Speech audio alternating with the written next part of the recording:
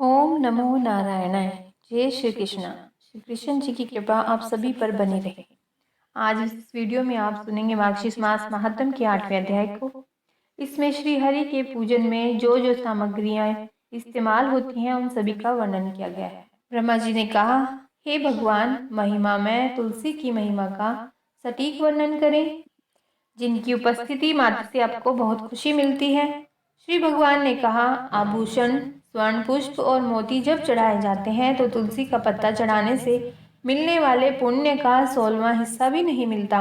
जो तुलसी के अंकुरों से मेरी पूजा करता है वह गर्भ में प्रवेश नहीं करता, नया जन्म लेता है, उसे मोक्ष की प्राप्ति होती है।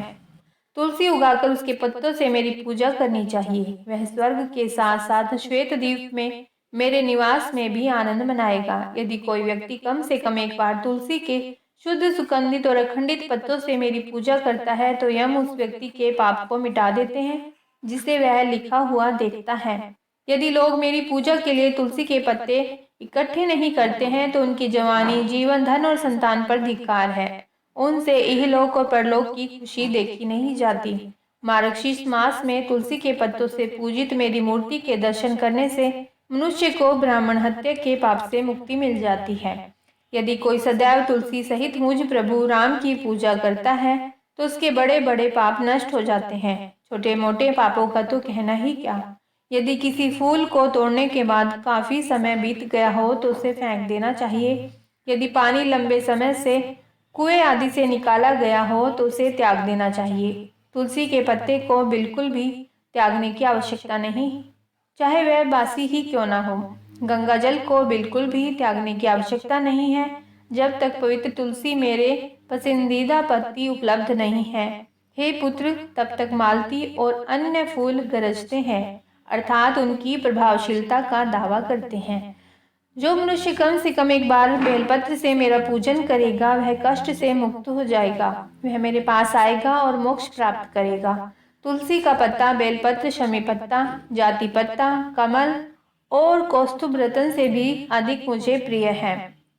बिना टूटे पत्तों वाला तुलसी के फूलों मंजरी का समूह मेरे हृदय को दूध के सागर से निकली इस पद्म यानी कि देवी लक्ष्मी के समान प्यारा है। दूध के सागर से निकली इस पद्मा यानी कि देवी लक्ष्मी के समान मुझे प्रिय है। जिस प्रकार द्वादशी के दिन, चाहे वह कृष्ण पक्ष का हो या शुक्ल पक्ष का, मेरा प्रिय है, उसी प्रकार तुलसी का पत्ता, चाहे वह काला हो या नहीं, मेरा प्रिय है। यदि कोई मनुष्य तुलसी का पत्ता लेकर भक्ति पूर्वक मेरी पूजा करता है तो उसे देवता, असुर और मनुष्य सहित सभी लोग पूजा करते हैं।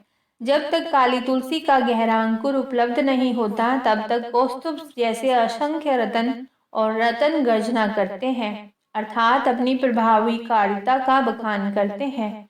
जो व्यक्ति भक्ति पूर्वक कृष्ण तुलसी से कृष्ण की पूजा करता है वह उस उज्जवल लोक को प्राप्त होता है जहाँ विष्णु श्री के साथ मौजूद है। जो लोग मेरी पूजा करने के लिए भिक्षुकों और अन्य भक्तों को तुलसी के पत्ते देते हैं वे अपरिवर्तनीय क्षेत्र यानी कि मोक्ष को जाते हैं। जो व्यक्ति गहरे और सफेद रंग की तुलसी से मेरी पूजा करते हैं वह शरीर त्यागने के बाद शाश्वत वैष्णव लक्ष्य को प्राप्त करता है। ब्रह्मा ने कहा, हे केशव, मुझे धूप चढ़ाने की महिमा तथा दीप चढ़ाने से होने वाले लाभ के बारे में सच सच बताइए। श्री भगवान ने कहा, हे पुत्र सुन, मैं तुझे धूप का लाभ और दीपक का फल बताऊंगा। यह मेरे लिए अत्यंत आनंददायक है। मार्गशीर्ष मास में मुझे कपूर और सुगंधित दिव्य चंदन से धूप देने से भक्त अपने परिवार की 100 पीढ़ियों का उद्धार करेगा। जो वैष्णव काले घृत की लकड़ी से उत्पन्न धूप से मेरे मंदिर को धूनी देता है वह नरक के समुद्र से मुक्त हो जाता है। यदि कोई व्यक्ति मुझे घी और मिश्री के साथ सुगंधित गोंद की धूप देता है तो मैं उसे वह सब कुछ देता हूँ जो वह चाहता है। गोंद राल की धुनी देने से सभी विपत्तियां दूर हो जाती हैं। काले घी की लकड़ी विभिन्न प्रकार की अभिलाषाएं प्रदान करती है। धूप शरीर और निवास को पवित्र करती है। साल वृक्ष के रस युक्त द्रव्य की धूप से यक्ष और राक्षस नष्ट हो जाते हैं। धूप में 10 इकाइयां या सामग्रियां होती हैं। वे हैं जाति फूल, इलायची, गोंदराल, हरित की कूट, एक प्रकार का चंदन, साल वृक्ष का स्राव, गुड़, सैला और रचदा के साथ नखा। यदि कोई मुझे मार्गशीर्ष महीने में, जो मुझे अत्यंत प्रिय है, 10 सामग्रियों से युक्त धूप अर्पित करता है, तो मैं उसे अत्यंत दुर्लभ वस्तुएं, शक्ति, पोषण, पुत्र, पत्नी और भक्ति भी प्रदान करता हूँ। गुण, शुभता और दूसरों पर विजय पाने में सहायक होता है। जो मार्गशीर्ष मास में मेरे समक्ष इसे अर्पित करता है, वह सभी पापों से मुक्त होकर मुझे प्राप्त होता है। जिसके अंग मुझे चढ़ाए हुए धूप के अवशेष से पहुंचे जाते हैं, उसे स्वर्ग, पृथ्वी या वायुमंडल से किसी प्रकार का भय नहीं रहता। इस मास में मेरे सामने निरंतर बड़ी श्रद्धा से धूप अर्पित की जाए तो मनुष्य को कोई विपत्ति नहीं आती। उसके पास सभी प्रकार का धन होगा। धूप सुंदरता प्रदान करती है। धूप अत्यधिक पवित्र करने वाली होती है। वृक्ष का स्राव दिव्य होता है। यह अत्यंत शुद्ध और पवित्र करने वाला है। अब मैं दीप की उत्कृष्ट प्रभावकारिता का वर्णन करूंगा। यदि इन्हें अर्पित किया जाए तो मनुष्य निसंदेह बैकुंठ को जाता है। जो व्यक्ति बहुत सी बातियों का दीपक घी से भरकर विधि पूर्वक मेरे सामने प्रज्वलित करता है, वह 1 करोड़ कल्प तक स्वर्ग में निवास करता है। जो मार्गशीर्ष महीने में मेरे सामने प्रकाश करेगा, वह 7 जन्मों तक ब्राह्मण के रूप में जन्म लेगा और अंत में उच्चतम लोक को प्राप्त करेगा। हे श्रेष्ठ ब्राह्मण, जो श्रद्धा पूर्वक मेरे सामने कपूर जलाएगा, वह मुझ अनंत में प्रवेश करेगा। यदि निराजन किया जाता है तो हे पुत्र, सब कुछ पूर्ण रूप से प्राप्त हो जाता है, भले ही मेरे लिए की गई पूजा मंत्रों और अनुष्ठानों से रहित हो। जो मार्गशीर्ष मास में कपूर का दीपक जलाता है, उसे अश्व यज्ञ का फल प्राप्त होता है। जो मेरे सामने या ब्राह्मणों के सामने और चौराहे पर दीपक जलाता है, वह अत्यधिक बुद्धिमान, पूर्ण ज्ञान से परिपूर्ण और तीव्र दृष्टि वाला होता है। जो मनुष्य मार्गशीर्ष मास में मेरे सामने घी या तेल का दीपक जलाता है, उसका पुण्य सुनो। वह अपने सभी पापों से छुटकारा पा लेता है। वह हजारों सूर्यों के समान देह दीप्यमान हो जाता है। एक चमकदार हवाई विमान में वह मेरी दुनिया में जाएगा, जहाँ उसका सम्मान किया जाएगा। अतः चतुर भक्त को हर प्रकार से दीपदान करना चाहिए। जो कोई इसे चढ़ाने के बाद बाहर रख देता है, वह निश्चय ही नरक में गिरेगा। हे श्रेष्ठ ब्राह्मण, जो पापी लालच या घृणा के कारण दीपक को हटा देता है, वह दीपक को हटा देने के कारण अंधा और गूंगा हो जाता है। ओम नमो नारायणाय। आज मार्गशीर्ष महात्म के इस अध्याय में आपने दीपक को जलाने के नियम के बारे में सुना और तुलसी के पत्तों को चढ़ाने के नियम के बारे में भी सुना। यदि आपका प्रश्न कोई इस बारे में है तो आप कमेंट करके हमें जरूर बताइएगा। आपके प्रश्नों के उत्तर देना हमारा परम कर्तव्य है। आइए बंसी वाले प्रभु श्री कृष्ण की कथा को सुनते हैं, जो उनकी महिमा को दर्शाती है। यह कथा स्कंद पुराण से जुड़ी हुई है। आपके मन में कभी भी ऐसे प्रश्न आते हैं क्या? मैं तो इतनी पूजा पाठ भक्ति भाव में लीन हूँ, फिर भी मेरे साथ ही ऐसा क्यों होता है? भगवान सारी परेशानियां मुझे ही क्यों दे देते हैं? दुष्ट लोग इतने सुखी हैं और धर्मात्मा ही सारे कष्ट भोग रहे हैं। ये क्या हो रहा है? क्यों हो रहा है? यदि ऐसा ही ईश्वर का न्याय है तो मैं क्यों मानूं उन्हें? क्यों भजूं? क्यों जपूं? क्यों करूं पूजा? ईश्वर के पास तो न्याय है ही नहीं। ईश्वर तो निष्ठुर है, पत्थर की मूर्तियों में बस के पत्थर हो गए हैं। आदि आदि ये सब हमारे मन में आता है। ऐसे प्रश्न अक्सर लोगों के मन में आते हैं, खासकर तब जब वे बहुत परेशान होते हैं और दूसरों को सुखी देखते हैं। मनुष्य अपने सुख के संसार को सुखी मानता है और अपने दुख से ही संसार को व्यर्थ। यह सब स्वाभाविक है। तो आपके मन में जो प्रश्न आते हैं, आज उनके निदान का कुछ प्रयास करते हैं। आइए ध्यान से सुनिए। एक बार बहुदक नामक एक तीर्थ था। यहाँ नंदभद्र वैश्य रहते थे। धर्माचारी सदाचारी पुरुष उनकी साध्वी पत्नी का नाम कनका था। नंदभद्र चंद्रमौली भगवान शंकर के बड़े भक्त थे। बहुदक में कपिलेश्वर महादेव के नाम से प्रसिद्ध शिवलिंग था। नंदभद्र तीनों समय कपिलेश्वर की पूजा किया करते थे। नंदभद्र कम से कम लाभ लेकर माल बेचा करते थे और ग्राहकों के साथ बराबरी और ईमानदारी का व्यवहार रखते थे। गलत माल और बुरा सामान नहीं बेचते और जो कुछ मिल जाता उसी में संतुष्ट रहते थे। नंदभद्र का जीवन सन्यासियों जैसा था। सब नंदभद्र का सदाचारी संपन्न सुखमय जीवन की प्रशंसा करते। नंदभद्र के पड़ोस में रहने वाला सत्यव्रत, जो बड़ा ही नास्तिक और दुराचारी था, उनसे जलता था। सत्यव्रत चाहता था कि किसी प्रकार नंदभद्र का कोई दोष दिख जाए तो उसे धर्म के मार्ग से गिरा दूं। नंदभद्र पर झूठे आरोप लगाना और उस सदा उनके दोष ही ढूंढते रहना उसका स्वभाव बन गया था। दुर्भाग्यवश अचानक नंदभद्र का इकलौता पुत्र गंभीर रूप से बीमार हो गया। नंदभद्र ने दुर्भाग्यमान शोक नहीं किया। पुत्र के बाद उनकी पत्नी कनका भी गंभीर रूप से बीमार हो गई। नंदभद्र पर विपत्तियां आई देखकर उनके पड़ोसी सत्यव्रत को बड़ी खुशी हुई। उसने सोचा कि शायद नंदभद्र को धर्म से भटकाने का यही अवसर है। उसने नंदभद्र को सांत्वना देने का ढोंग करते हुए कहा, तुम्हारे जैसे धर्मात्मा को यह दुख उठाना पड़ रहा है। लगता है कि धर्म कर्म सब ढकोसला है। कई बार सोचा कि तुमसे कहूं, पर संकोचवश कहा नहीं। दिन में 3 बार पूजा स्तुति सब व्यर्थ है। भैया नंदभद्र, धर्म के नाम पर क्यों इतना कष्ट उठाते हो? जब से तुम इस पत्थर पूजन में लगे हो तब से कोई अच्छा फल तो मिला नहीं। इकलौता पुत्र और पत्नी दोनों बीमार हैं। भगवान होते तो क्या ऐसे फल देते? पुण्य और पाप सब कुछ कल्पना है। नंदभद्र, तुम्हें तो मेरी यही सलाह होगी कि झूठे धर्म को छोड़कर आनंद पूर्वक खाओ पियो और भोगो, यही सत्य है। सत्यव्रत की बातों का नंदभद्र पर कोई प्रभाव नहीं पड़ा। वह बोले, सत्यव्रत जी, आप अपने आप को ही धोखा दे रहे हैं। क्या पापियों पर दुख नहीं आते? क्या उनके पुत्र स्त्री बीमार नहीं होते? जब सज्जन दुखी होता है तो लोग सहानुभूति जताते हैं, पर दुराचारी के दुख पर कोई सहानुभूति नहीं दिखाता। अतः धर्म पालन करने वाला ही ठीक है।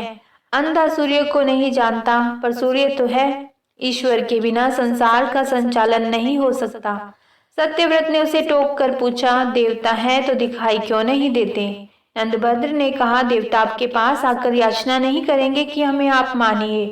बातचीत बहस में बदलने लगी। नंदभद्र अधिक विवाद नहीं चाहते थे, उठकर चले गए। पर उनके मन में यह विचार आया कि भगवान सदाशिव का साक्षात दर्शन करके पूछूं, आप आपके बनाए संसार सुख दुख जन्म मरण आदि क्लेश क्यों है? यह दोष रहित क्यों नहीं है? नंदभद्र शिव मंदिर आए। कपिलेश्वर लिंग की पूजा, भगवान के आगमन की प्रतीक्षा करने लगे। सोच लिया कि जब तक भोलेनाथ दर्शन नहीं देंगे तब तक मैं ऐसे ही खड़ा रहूंगा। लगातार 3 दिन और 3 रात नंदभद्र वैसे ही खड़े रहे। चौथे दिन एक बालक उस मंदिर में आया। वह गलित कुष्ठ का रोगी भयानक पीड़ा से कराह रहा था। उसने नंदभद्र से पूछा, आप इतने सुंदर और स्वस्थ हैं, फिर भी आप दुखी क्यों लग रहे हैं? नंदभद्र ने अपना संकल्प उससे बताया। बालक ने कहा, अनचाहे का मिलना और मनचाहे का बिछड़ना, इससे मानसिक कष्ट होता है। रोग और परिश्रम से शरीर को कष्ट होता है। मानसिक कष्ट से शारीरिक होता है, और यदि शरीर में कष्ट हो तो मानसिक कष्ट होना स्वाभाविक है। दोनों एक दूसरे के साथ जुड़े हैं। फिर क्या किया जाए? नंदभद्र ने पूछा। बंधुवर, औषधि से शारीरिक कष्ट दूर होते हैं, पर मानसिक कष्ट तो ज्ञान से ही दूर होते हैं। मस्तिष्क को यदि ज्ञान की सही खुराक दी जाए तो वह कष्ट मुक्त हो जाता है। बालक से ज्ञान भरी बातें सुनकर नंदभद्र ने फिर पूछा, ज्ञानी बालक, आपकी बात से सहमत हूँ, पर एक प्रश्न है। इस लोक में पापी मनुष्य भी इतने धनी और सुखी क्यों होते हैं, जबकि उन्हें तो उनके कर्मों के कारण कष्ट में होना चाहिए था? भगवान के विधान में यह दोष क्यों? बालक ने कहा, सुख और दुख किसे कहते हैं यह समझ का फेर है। मैं आपको थोड़ा विस्तार से बताता हूँ। संसार में 4 प्रकार के लोग हैं। पहले में, जिनके लिए इस लोक में तो सारे सुख सुलभ हैं, धन दौलत सत्ता प्रभाव बाहुबल सब कुछ, परंतु परलोक में उन्हें कुछ भी प्राप्त नहीं होता।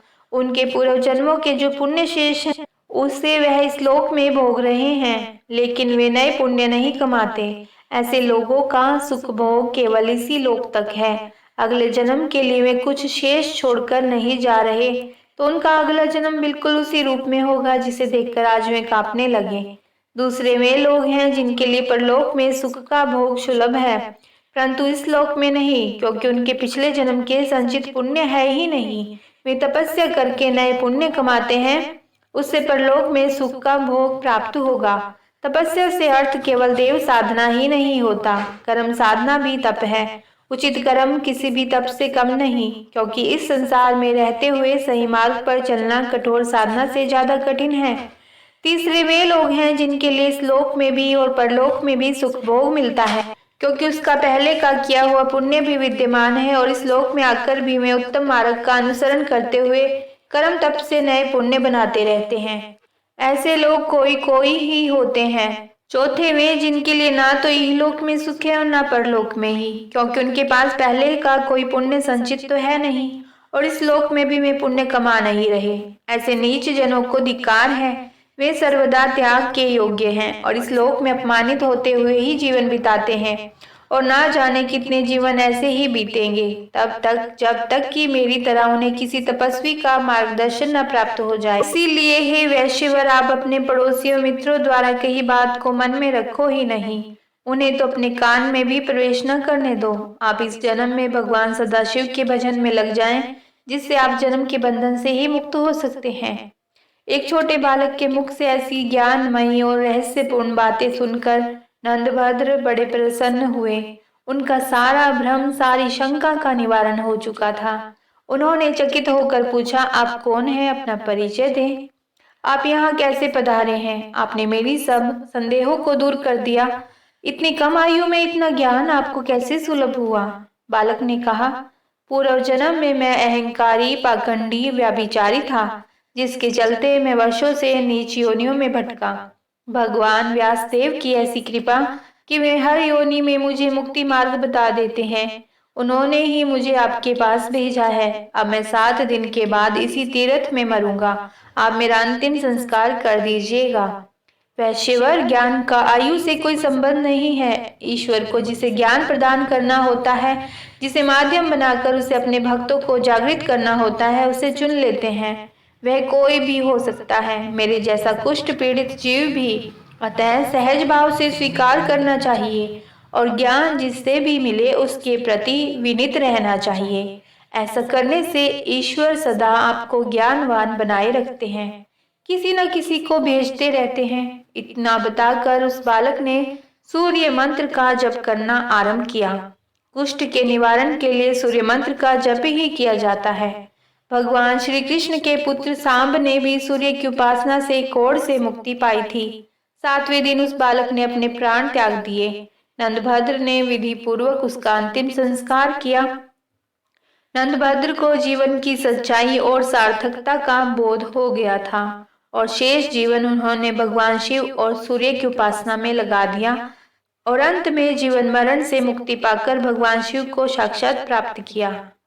स्कंद पुराण की इस कथा से आपके मन के बहुत से भ्रम दूर हुए होंगे, ऐसी ही आशा है। आपको जीवन में क्या मार्ग अपनाए रखना है, इसका भी संकेत मिला होगा।